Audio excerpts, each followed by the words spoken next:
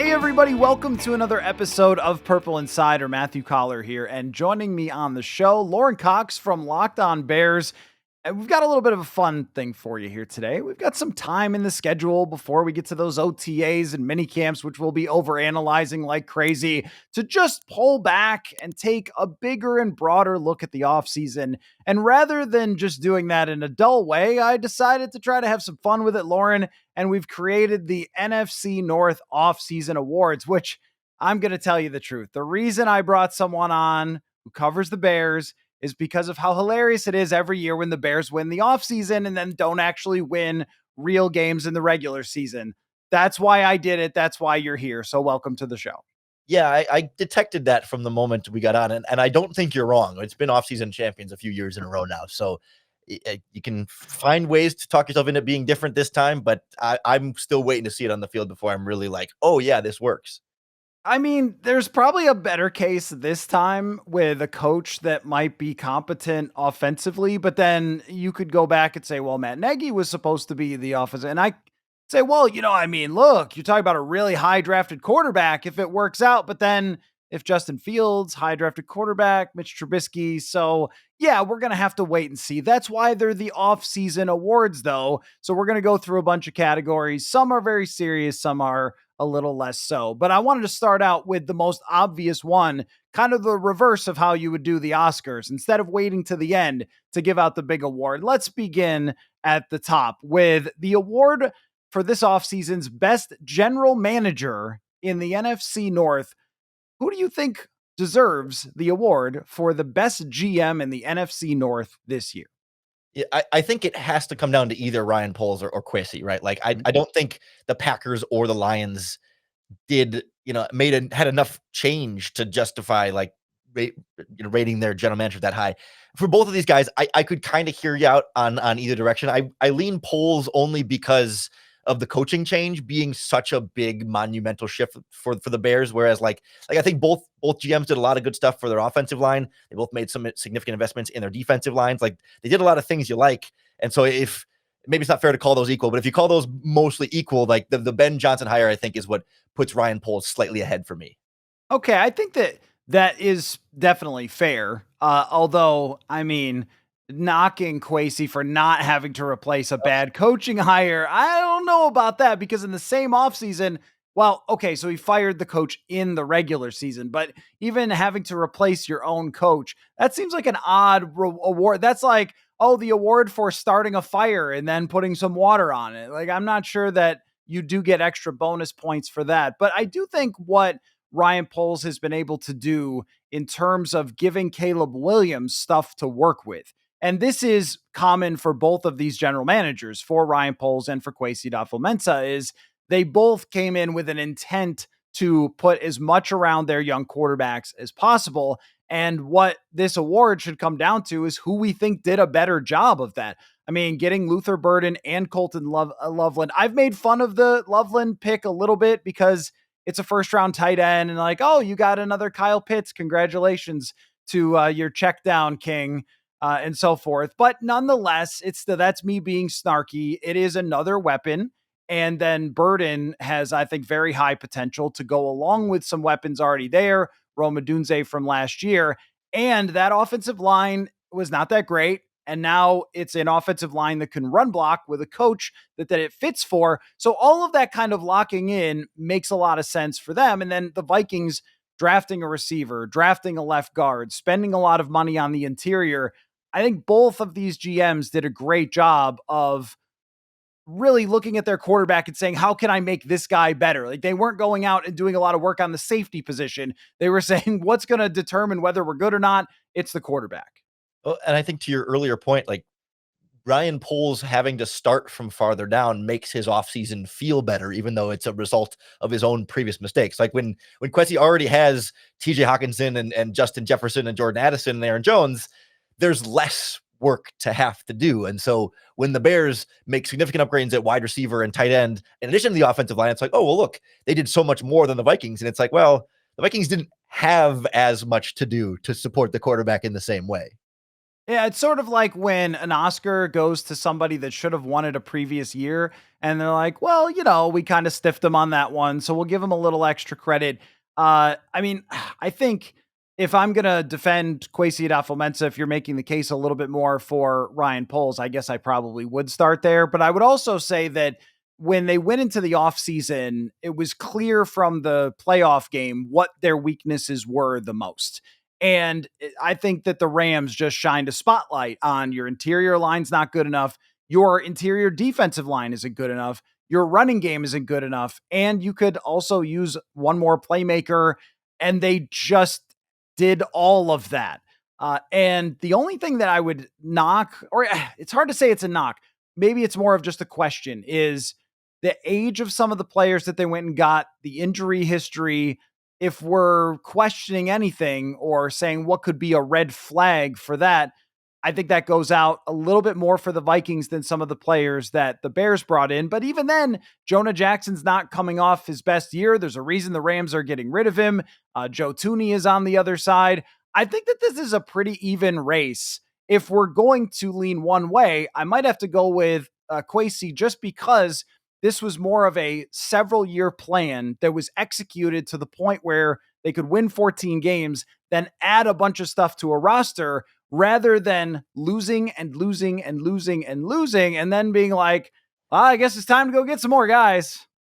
Yeah, see, I think of it as like, who is the best GM this offseason? Like, yeah, Kwesi's been a better general manager. Like overall, they've had more success. But because if you look at what they started with and where they got now, then yes, obviously, then Ryan Poles gets rewarded for his past mistakes by being able to be the guy who fixes his past mistakes. But that's sort of probably the nitty gritty nuance of like, okay, well, what's the time period we're really qualifying here? Okay, I think that's fair. You're right. That is just this offseason. Both of these GMs did a lot. I can lean a little bit more toward Ryan Poles, but let's talk about the other GMs, the also rans of this award.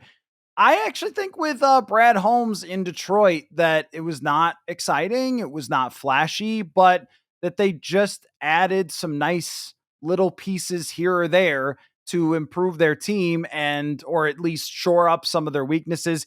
Even their first round pick, like I don't love a pure nose tackle in the first round, but then again, when you look at it in the context of that defensive line, I mean, with already Elaine McNeil and Aiden Hutchinson coming back, maybe they'll re-sign Zadarius Smith or something. Like they and Onwuzurike coming back. Like they have a lot there now with even just adding him. Some of their draft picks were a little bit reachy or extremely reachy compared to what the consensus board thought. But I think that when you're in a position to just nicely spruce up a roster, that Brad Holmes did a good job of that. Yeah, sometimes some of the best moves can just be maintaining the status quo, right? Like bringing back some of the glue guys of your franchise, like Tim Patrick at the wide receiver position, or a couple of guys up front. Like sometimes, like they were a really good team last year. They kept a lot of that team intact, and that doesn't show up on the like offseason additions and subtractions list and who got better. But it's like, yeah, you were a really good team and you maintained a lot of that. That's good work. Like Lions fans should be pretty happy. As far as the Packers go, drafting a wide receiver in the first round and I think the third round as well, Sevian Williams. That's good work. Hey, welcome to the party where receivers matter, Packers. You can't just develop a Jordy Nelson every single time or draft them in the second round and ignore, oh, I don't know, Justin Jefferson or whatever, like the Packers did in the past. They did the right thing to try to help their quarterback by picking receivers. They overpaid like crazy on an offensive lineman. I'm not sure that they actually improved their offensive line by doing that.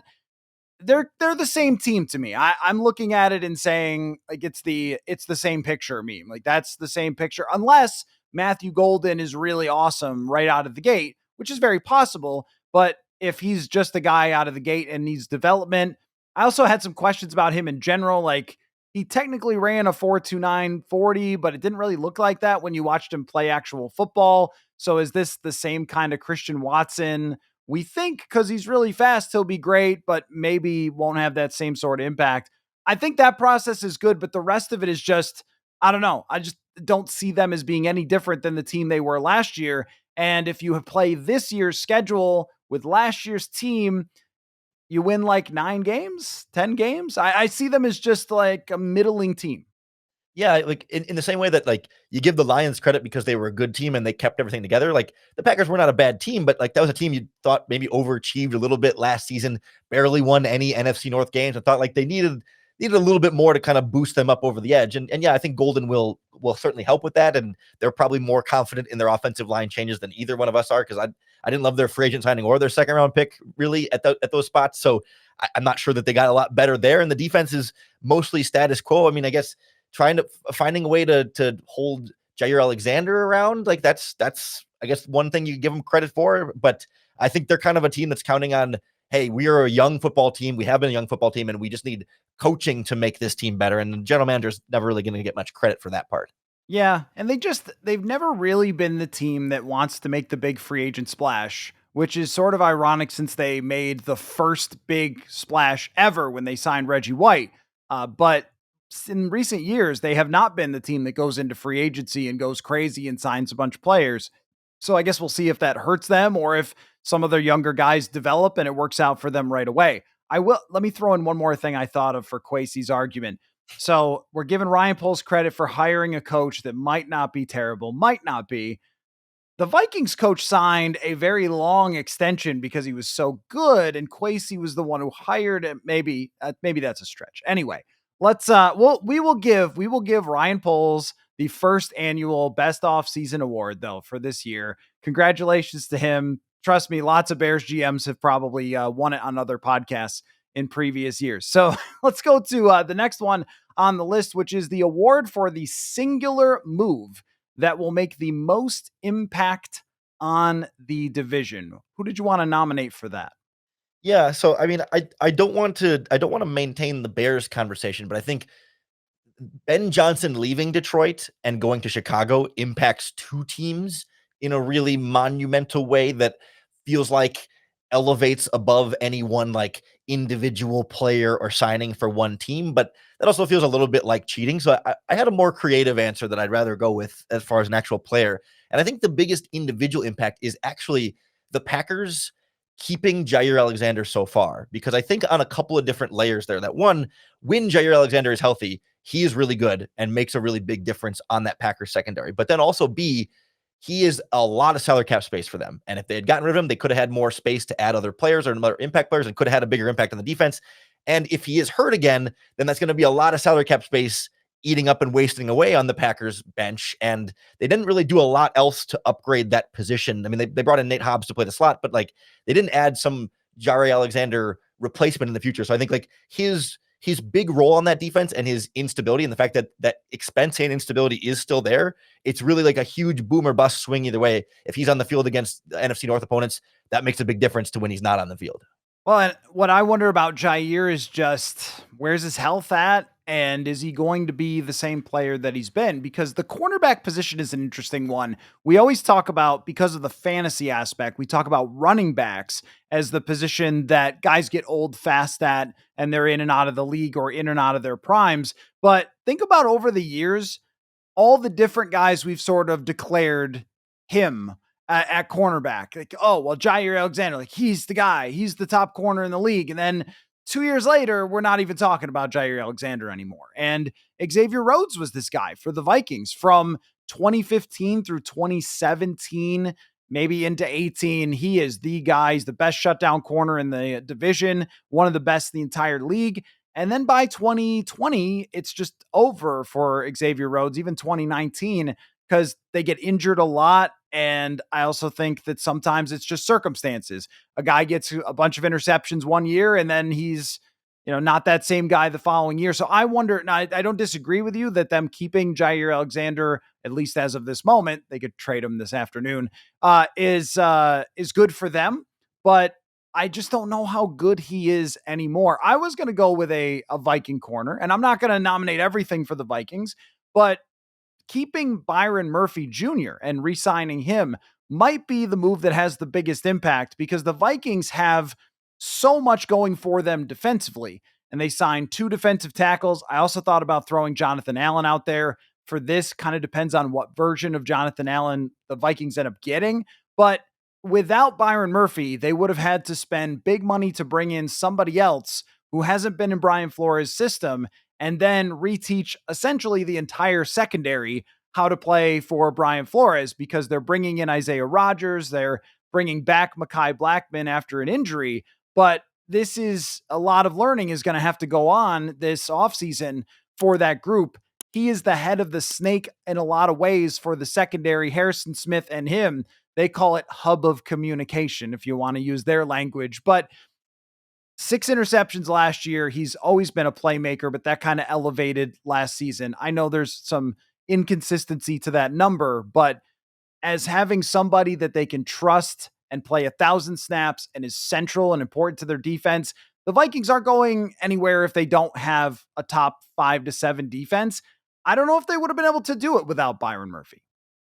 Does it say something about our lack of confidence in the other big moves of the division to say that the two biggest moves are guys who didn't go anywhere? I mean, I think probably part of it is that some of the other big moves were on the interior offensive line, and those are good moves, but like high impact for the division. I mean, Joe Tooney or Will Freeze or whoever, like great moves, but like highest impact move? I mean, probably not. It's more like collectively those are big moves, but individually, maybe no one else fits neatly into this category. Yeah, Joe Tooney was certainly a big one. I thought that that's who you were going to nominate. And the fact that, Detroit just didn't make a big move. Matthew Golden could be it, though, for the Green Bay Packers. I'm a little bit dubious on him as somebody who just catches 100 balls right away in the NFL. I think he's somebody who ends up with like 38 catches for 550 yards because he's caught some deep balls, but I could be wrong. He has the potential to be that. And I would look at it the same way as even a Colson Loveland. Like, he has the potential to be a outlet for Caleb Williams and make everything easier for him, or the interior lines for both the Vikings and the Packers, or the Bears, have a chance to dominate in the run game. And that's something that the last couple years, neither one of those teams has been all that effective in doing. If you wanted to throw out one that was, well, actually, no, I've got an underrated and an overrated move coming up in our awards. So I don't want to say, hey, let me throw out one that's underrated, but I think you're right about keeping your own players, not letting guys get away. Because if Murphy had gone elsewhere, I mean, I didn't love the other options. I mean, DJ Reed is a good player, but plays a different style. Charvarius Ward was coming off of one of his worst years. I don't know if that would have been a good investment. So, maybe it's just one of the players that are weapons that the Bears drafted is the ones that will look back and go, oh yeah, we should have expected that guy was going to catch, 97 passes and make the Pro Bowl or something.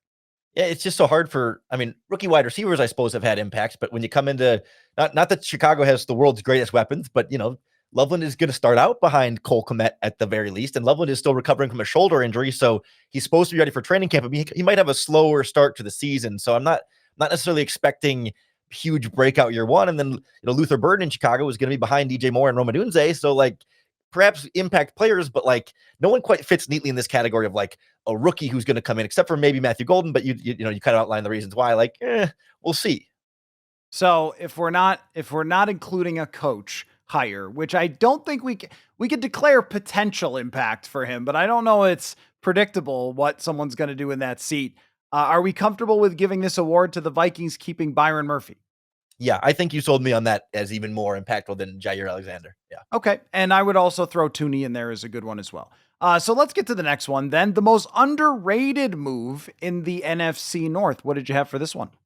I actually went with Ryan Kelly, the Vikings center. He was somebody I was really high on this offseason. I would have wanted the Bears to pursue him in free agency, and the Vikings got him at a really good cost. I think he's going to be a really solid stabilizing figure in there for JJ McCarthy to have that experience of a veteran center. And I know he was dealing with injuries a little bit this past season, but I don't think it's been like a long-term problem for him where like, yeah, he'll miss a game or two here and there, but generally he's played, more than a dozen games in pretty much every season of his career. So like, yeah, he's getting older. He's 30, about turned 32, but like on a short-term couple-year deal to just stabilize that spot. So a young quarterback has that center that he just knows that the protections are always going to be exactly where he needs them to be. I think that's just like a really, really solid move. And I said at the time, I would have rather had Ryan Kelly at the price the Vikings paid for him than Drew Dahlman at the price the Bears paid for him.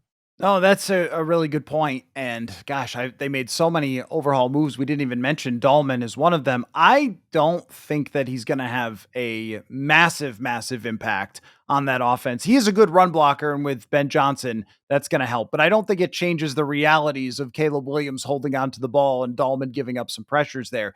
But as far as Ryan Kelly goes, when you add the fact that he has worked with many different quarterbacks through his years, and now he's taking over a guy who's never played before, that he can just be that guiding force. The other part of it too is, and you know this, any NFC North team that played the Vikings in the past few years, who did they attack? In pass protection, the center, Akeem Hicks. That guy made a lot of hay on his Pro Football Reference page and his PFF pages off of playing against Garrett Bradbury, because Bradbury was so undersized. And in the straight drop back game, you could just get to the quarterback if you attacked him. That is not the case with Ryan Kelly. This is a big, giant center who is really excellent over his career in pass protection. And you go from probably as poor as it gets in pass protection in the league to top 10 in pass protection with Ryan Kelly. If he stays healthy, I agree. That's a great pick. I went with Levi Onwuzurike signing for almost nothing to back to the Detroit Lions. He's a guy that didn't get a lot of sacks last year, but he had something like 50 pressures. He was one of the best. His numbers were not that far away in pressures from the best defensive tackles in the NFL. He just didn't rack up the sack numbers, but he's still coming along and developing as a player. And he's also got McNeil next to him. He's got Tyleik Williams now coming in that nose tackle position with lots of other talent, and Aiden Hutchinson. He can fit in really well there. And this might just be because he had a 9 pressure game against the Vikings that I'm saying that, but I could not believe how quickly he signed. I was trying to find what he signed for. 1 year, $5 million. Like, what in the world? I was shocked, totally shocked that he signed a contract for almost nothing after having such a good breakout season going into free agency. Yeah, he's another guy who I thought the Bears would have gone after a lot harder with the Ben Johnson connection, and it's another one of those conversations where it's like I'd almost rather have Onwuzurike at 1 year, $5 million than what the Bears paid Grady Jarrett. I mean, I like Grady Jarrett, but value in age and upside there, and Jarrett coming off injury, like I think that's a really sneaky, smart one that's easy to kind of overlook because again, it is a re-signing there, and it's kind of these underrated moves are all about value and getting more bang for your buck there, and it seems like both of these moves in the trenches really hit that whole hole. The other one for the Vikings that I would go with is Jordan Mason, because he averaged over 5 yards a carry, which I know you and I could average at least 4.5 playing for San Francisco. So we have to throw that in there. But what the Vikings have been lacking in the backfield is a short yardage presence, somebody who runs with some violence, and a duo. They have not had an effective duo. And everybody talks about how they want a duo, and they talk about how wonderful it is if you have one. But then look around the league, how many teams actually can say, oh, yeah, we have two guys that we can rotate in and stay healthy and fresh all the time. If Aaron Jones were to get banged up, you have Jordan Mason there. But also, you don't want Aaron Jones carrying the ball 250 times again, like he did last year. I think it takes short yardage pressure off of JJ McCarthy, which Sam Darnold just had to throw all the touchdowns because they could not get in from the 3-yard line last year. That could have a trickle down effect of getting in some shorter yardage situations, having Aaron Jones out there at 100% more often, and then just bringing a little violence to the game. I really like the style that he runs. The one thing I'll push back with Jordan Mason, I think it's a good addition and all that stuff, but as far as an underrated move, I know they hardly gave up much for him in a trade, but you still gave up some amount of draft capital in swaps in a trade when you look at free agency, and maybe Mason is better than a lot of the options, a lot of the cheap options, but between, Khalil Herbert and Miles Sanders and Kareem Hunt and Raheem Mostert and Rico Dowdle and Javonte Williams, like a lot of these guys signed for 1 year cheap contracts that could be just as good or better than Jordan Mason without having to give up the draft capital. That wasn't very much, I'll admit, but like a little bit of draft capital versus zero draft capital, unless compensatory pick formula was a big part of the equation there for the Vikings. Like, there's a lot of other ways to get running backs without having to move in the draft. And it might have been the comp pick formula might have been because they've been so short on draft capital the last couple of years. Where Dowdle is a guy that had a pretty good year last year, and no one seemed to care. Yeah. This whole idea that, oh, well, the running back prices are going up turned out to be completely false. And really, even it was, oh, are we going to see a bunch of them get drafted high? And it was like, not that many. I mean, some, but not that many. And what maybe like slightly, but I also think Ohio State, those two running backs were exceptional. So them sneaking into the early part of the second, but it wasn't like a running back revolution and there's 8 taken in the first 40 picks or something. And Najee Harris got nothing from the Chargers. Pretty clear that the NFL did not think a whole lot of him. So those guys were out there, but we're talking like a pick swap. I mean, we're not talking like giving up huge draft capital to get Jordan Mason. He's also younger than some of these free agents as well. So I think I would go between Onwuzurike and Jordan Mason for that move. Is there a Bear underrated move, or does every Bear move get so much attention and love in the offseason that there couldn't possibly be an underrated move? Yeah, that's a big part of it. I mean, I think before they drafted Luther Burden, I thought Olamide Zaccheaus, the wide receiver from Washington, was a nice underrated move. That just a really solid number 3 who came super super cheap on a short deal, but like now he's kind of number 4 and buried on the depth chart. So no, nothing really jumps out. I mean, I think Tooney is still underrated despite how much love that move has gotten. He is so good, and I think that's like the best move of the offseason the Bears made, despite it getting the attention. It's underrated, but no, I don't think there's one that really qualifies elsewhere. Okay, so you make the call here. Who do you want to go with for most underrated move? I would go with Onwuzurike from Detroit over Jordan Mason. I still think I like my Ryan Kelly argument, especially with Will Freeze. You get the sort of the connection there. Those guys get to stay together. Plus, you get to mentor a rookie left guard. But if we're going with those other two, then I'll go Lions in the defensive tackle. Okay, I mean 1 year $5 million is just for a guy that had a lot of pressures is very odd when a team paid 26 million for Milton Williams. Yeah. Let's go now to the most overrated move, and my nomination was every Bears move. No, I'm just kidding. You knew you were getting roasted on this podcast. You came anyway. I give you credit for it. But who did you have for the most overrated move? I was a little bit torn here because I do think Jonah Jackson belongs in this conversation, but much like the Jordan Taylor, like they gave up what, a 5th round pick for him, or a late, it's a late round pick. Like the salary cap is a strong argument there, but I'm going to go a little bit spicy here for your listeners and say Jonathan Allen. I just think the amount of money they gave up for him, not to say it's a bad move, but if we're talking about overrated move, I think he struggled a bit the last couple of seasons, even before the injury this past season. But then you add in that he's coming off of an injury, and I know there's always been some lingering sort of locker room personality questions about Jonathan Allen as well. And perhaps I think Brian Flores is the kind of coach that can handle that just fine. But there's just all these sort of like lingering little red flags about Allen. Then you add in the money on top of that, and it's like, and the age and the injuries, and it's like, yeah, he can be a very good player for them, but maybe not the gigantic, huge splash that everyone's like, whoa, the Vikings got Jonathan Allen. This changes everything. Like, we'll see. No, I think that's a great nomination, actually, because and since I've just torched you so far, then you deserve to fight back a little bit on this. But I think your logic on it is completely fair. When we look at the recent production of Jonathan Allen, it's just not what it used to be. Now, I would say that when you have a rookie quarterback, you can hand out a contract that's too much and you just go, who cares? If he is 75% of what he was in 2021 or 2022, that's still way better than what they had, which was nothing in terms of interior pressure. He had 7 pressures in a playoff game against the Detroit Lions. Like, he can still get after the quarterback. But if we're comparing just on a pure basis of what you gave him versus what his recent production is, plus the risk of coming off of an injury last year, it's probably an overrated move. I don't think it's overrated in the context of the Vikings and what he could mean to them when you already have Van Ginkel and Grenard and you just badly need interior pressure.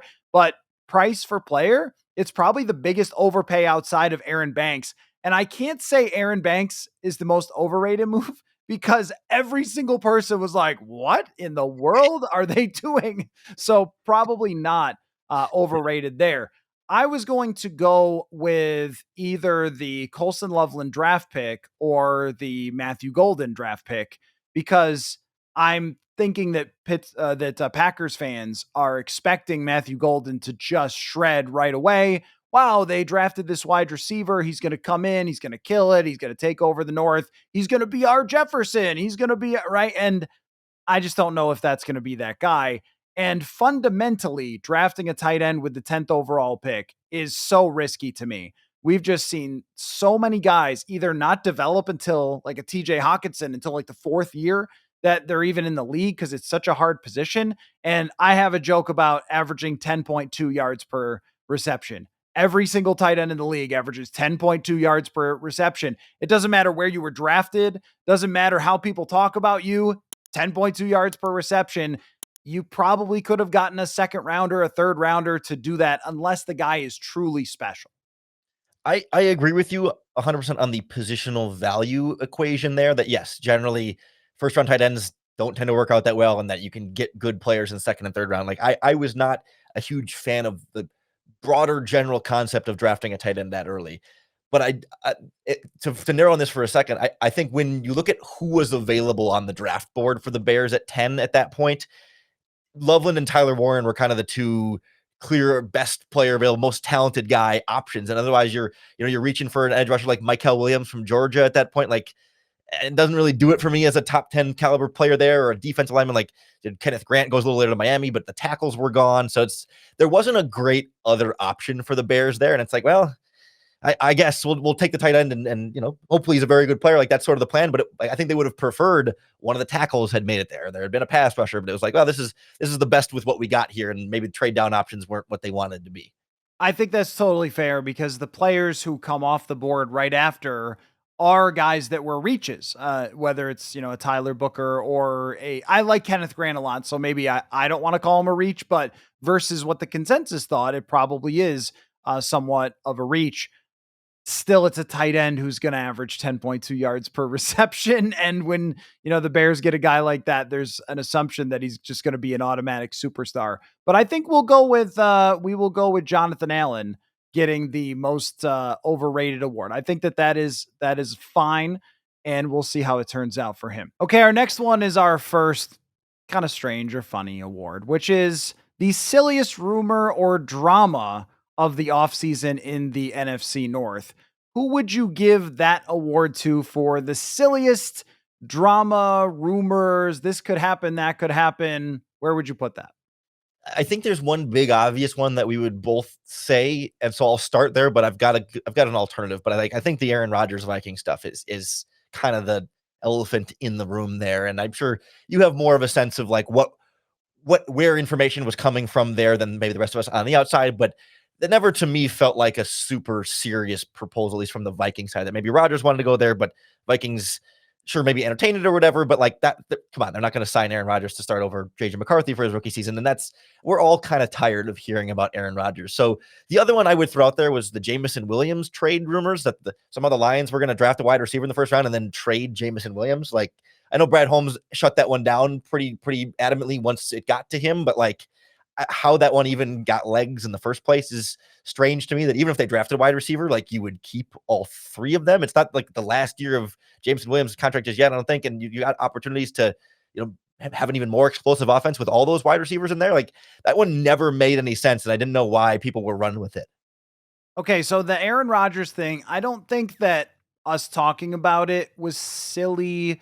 The idea of actually bringing him here was silly to me. They made by far the right decision in sticking with JJ McCarthy. Some of the reporting and the conversation and the fans and this whole attacking Diana Rossini every day, that all was pretty silly in the way that Vikings fans on the internet acted. But I have a different one, which is somebody proposed a Jordan Addison for Sauce Gardner trade, and Sauce Gardner responded to it online, which then made it a rumor. And I'm like, no, I don't think that's how this works. I think for something to be a rumor, someone credible has to say, I heard that this is a possibility. Then we say, well, there's a rumor that this could be happening, or it's, this isn't really official yet, but people are kind of in the league talking about this or that. That's what a rumor is. A rumor is not somebody making up a totally bogus trade that neither team would do, and then the player responding to it being like, maybe. Like, it just doesn't, that to me is beyond silly is when people are making up trades and then we are calling them rumors.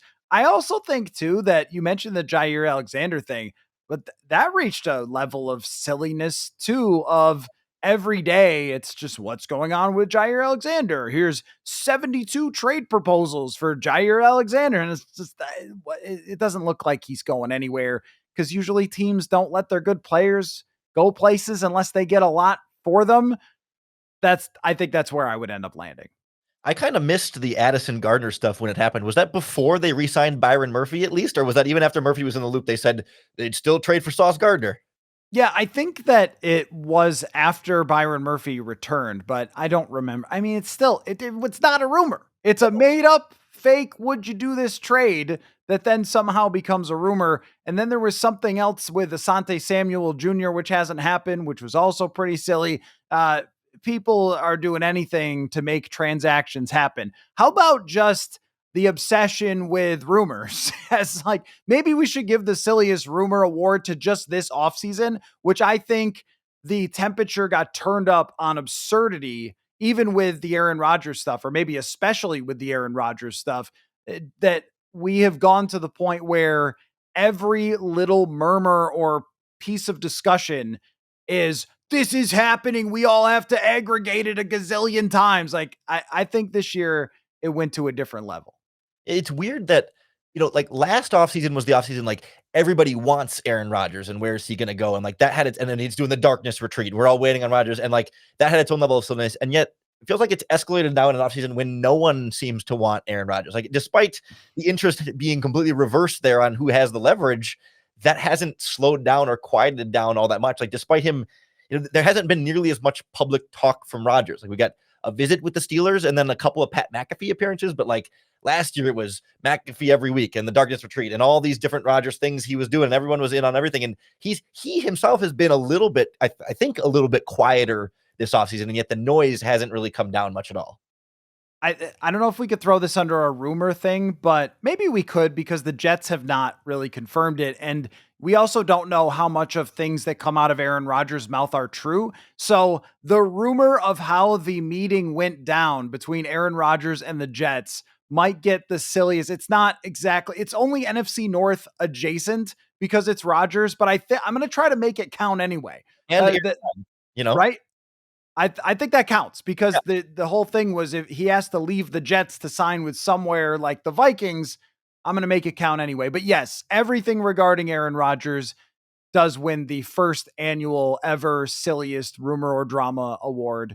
Now let's go on to the next one. This is where I was going to go with Jonathan Allen rather than overrated. I was going to go with the riskiest move because of the way the contract is set up. He's here for at least 2 years.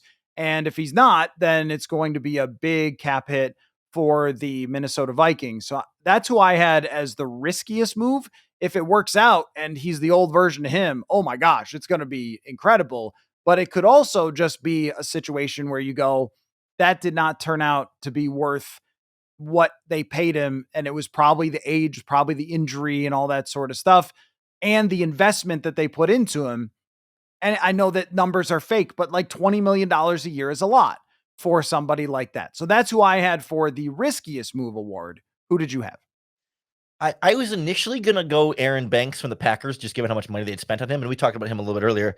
But in the course of our conversation, I've talked myself back into Jonah Jackson of the Bears being the riskiest move because the Bears don't really have a good alternative on the roster right now if he gets hurt again for the third straight season. Like if Banks doesn't work out for the Packers, and he doesn't really have the same injury history, but like they've got, Jordan Morgan, their first round pick from a couple years ago on the bench. They drafted Anthony Belton in the second round. They've got some flexibility in the offensive line where if they lose a guy, they could kind of shift around and still have 5 pretty good starters. But the Bears really don't have much consistent depth on the interior right now.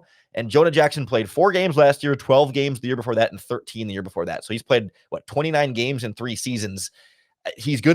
Odds are he's gonna miss some time this year for the Bears. And like they got Ryan Bates, who they traded for from the Bills last offseason, as kind of their top interior backup. They used a 6th round pick on Luke Newman from Michigan State. I mean, there's just not a really good like plan B if Jonah Jackson is hurt again, and he gets hurt a lot, and it's not maybe his fault, but everyone's expecting, oh, Ben Johnson's going to get him back to Pro Bowl caliber play. And like, maybe if he's healthy, but like, that's the bigger concern for me there.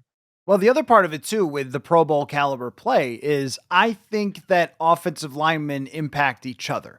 And I don't have a study to show exactly that, but it's just been one of those intuitive things.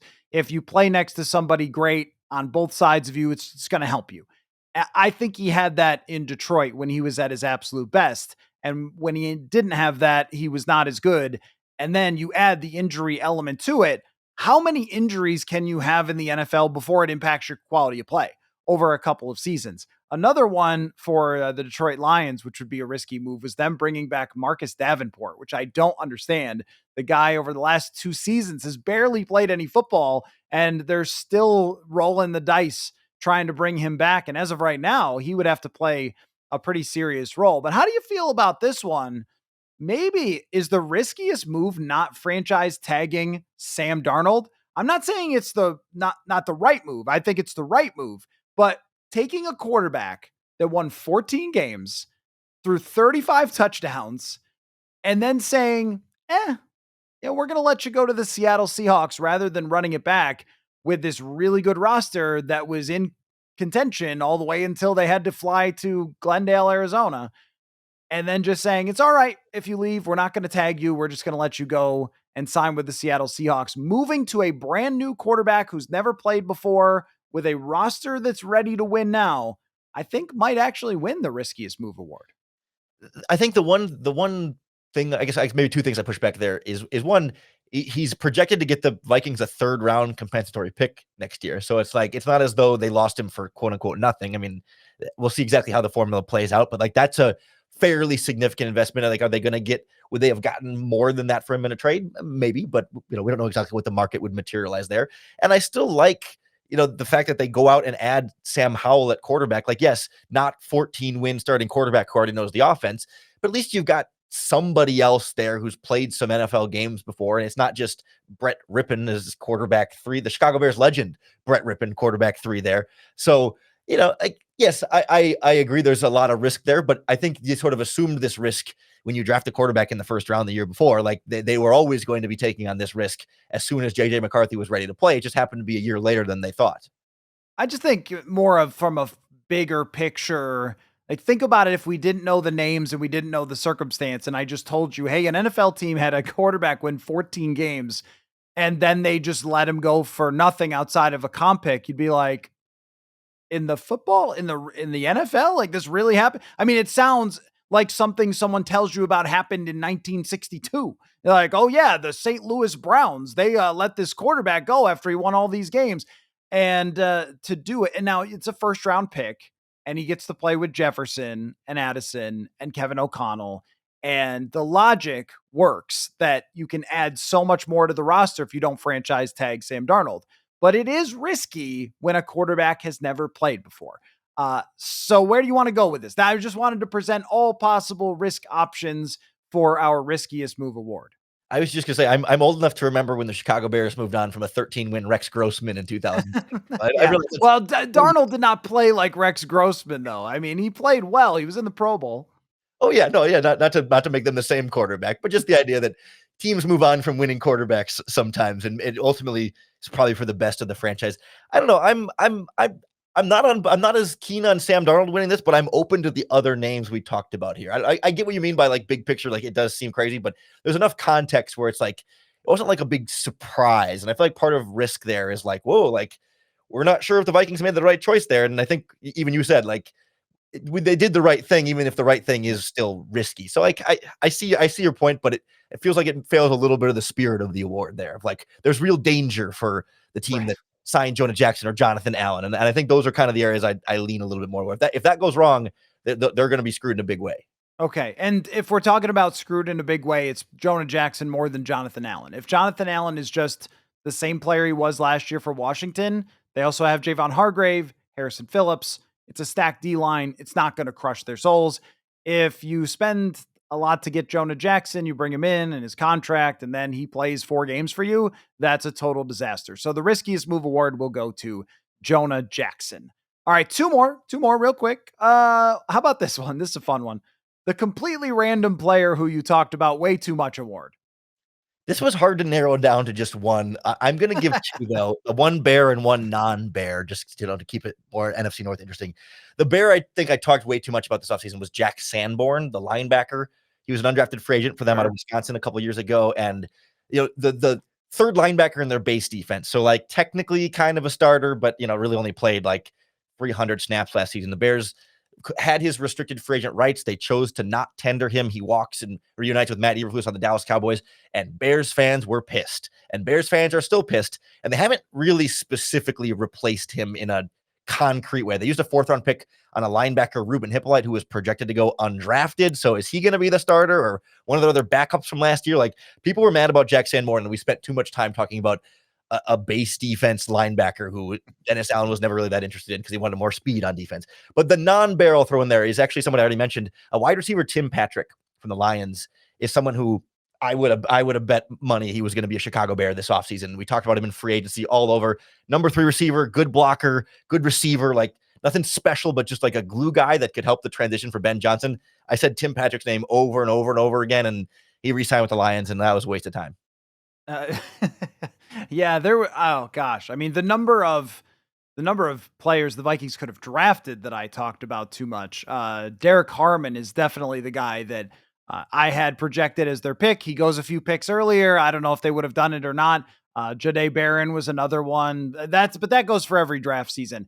As far as just overall in the offseason, I think the random player that we've talked about way too much, or I mean, it's not way too much because he's going to play, but just if you went to any other fan base, if you went and told a Jaguars fan, we've been talking a lot about Theo Jackson, they'd be like, Theo Jackson, who is that? And that's because Cam Bynum left in free agency, and the Vikings did not sign another safety outside of bringing back Harrison Smith, which puts Theo Jackson in line. This is a former, are you Googling Theo Jackson right now? Because I don't blame you if you are. This is a former 6th round. I could see it in your face. I had to like, who is he talking about? This is the reason I'm saying it, because this is a 6th-round draft pick of the Titans who was released by, or not released, but picked up off their practice squad by the Vikings when Lewis Cine got hurt. And then he developed behind the scenes. He has an incredible training camp last year, but doesn't play almost at all because everybody was healthy. And then now they're talking about, we love Theo Jackson. Harrison Smith said the other day, I think he's big time about Theo Jackson. It was like, what? What? I mean, it's not that crazy when you consider that Anthony Harris or Cam Bynum became really good safeties next to Harrison Smith. But when you can take even someone like yourself who's all in on the NFC North and you're like, I'm not sure I know what you're talking about, that really shows you how deep in the weeds it is that we have spent this much time on Theo Jackson.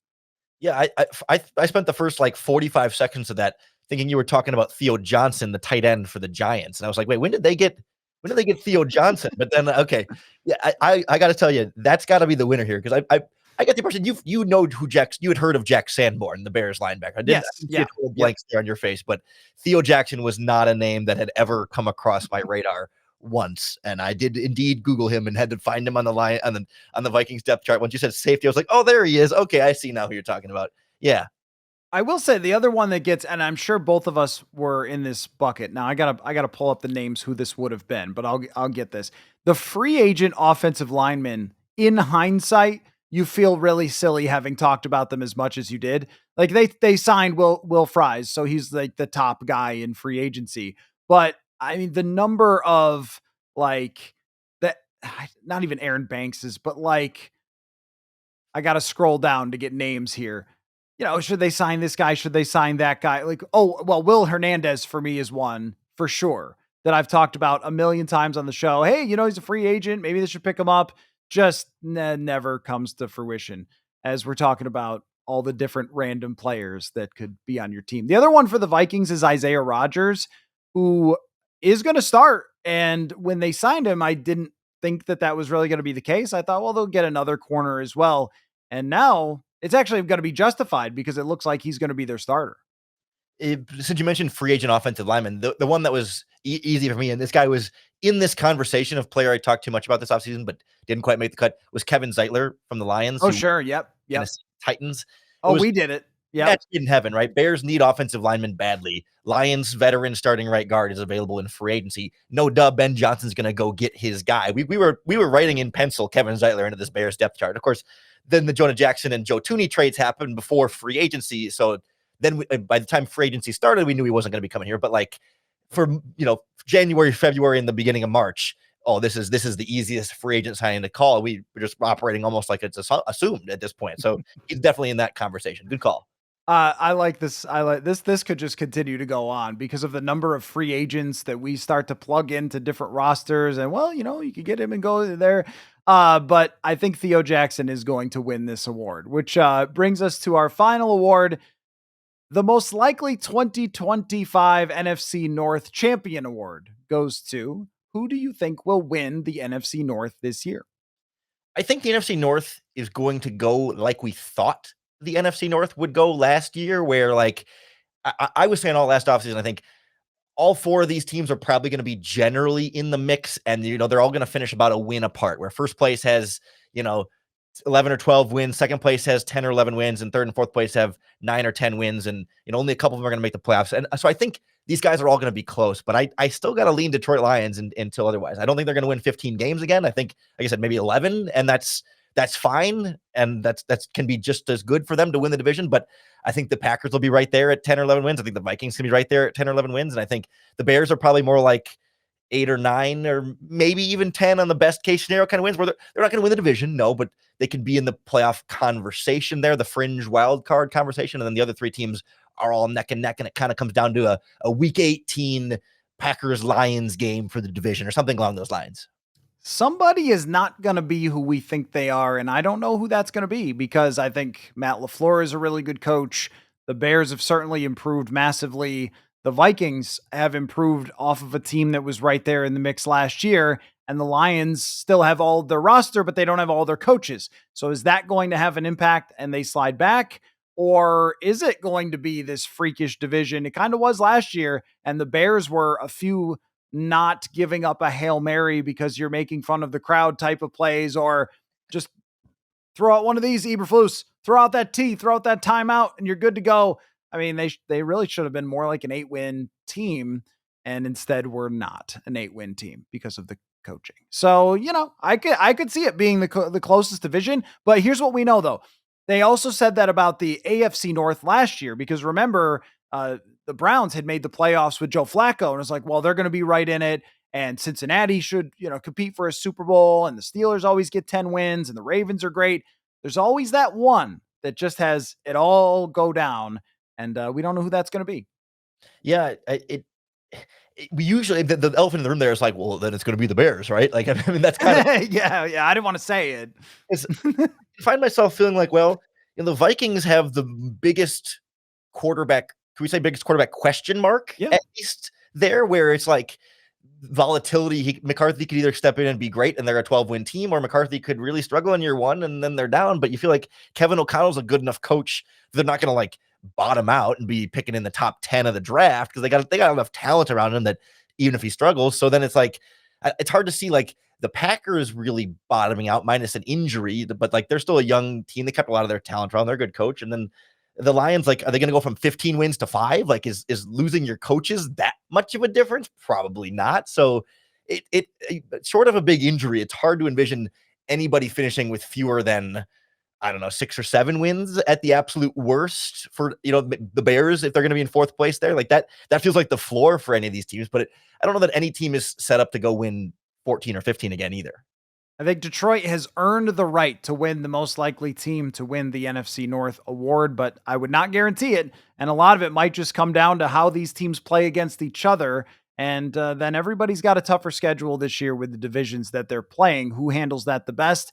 It feels, even with a team like Detroit, sometimes we just never see it coming that they have a bunch of bad things happen to them. But maybe that was last year with all the injuries that they had on the defensive side. Sometimes, I mean, look at, now I know Jerry Jones runs Dallas, but Dallas had like the top offense in the league just a year ago. And sometimes for whatever reason, and the coaching changes might matter. Dan Quinn not coaching their defense anymore, or Philadelphia came off that trip to the Super Bowl and Shane Steichen moved on, and it took them a year to recover from that. So you never know. That's why it's fun to watch the football games and how they play out. But this first annual ever of all time NFC North Awards show was great. And that was because of your contribution, Lorin Cox, Locked On Bears. Thank you so much for having a little fun with me here in the off season.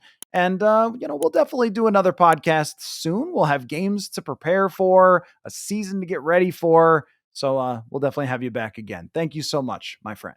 Of course. Thanks for having me.